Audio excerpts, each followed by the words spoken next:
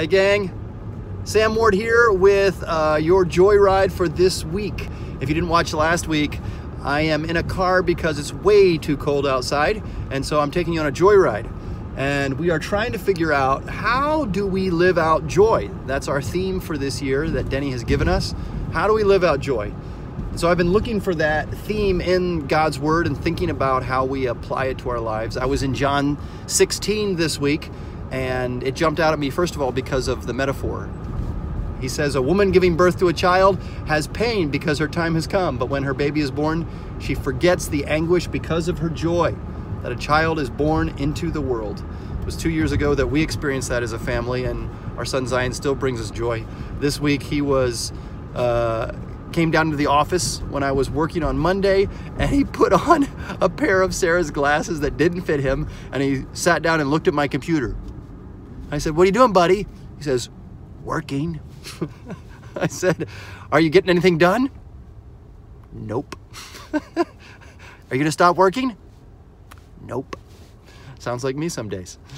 We also have people in our ministry who've just had babies who are expecting, and children are a gift. Jesus continues, so it is with you. Now is your time of grief.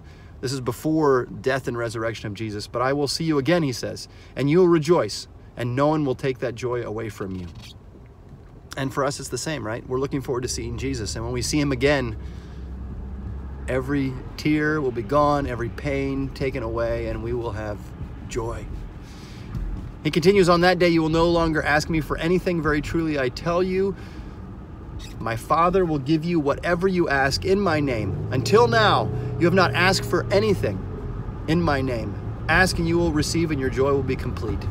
And so I was reminded that when I bring things to the Lord in prayer and he answers, small ways or big ways, it brings us joy.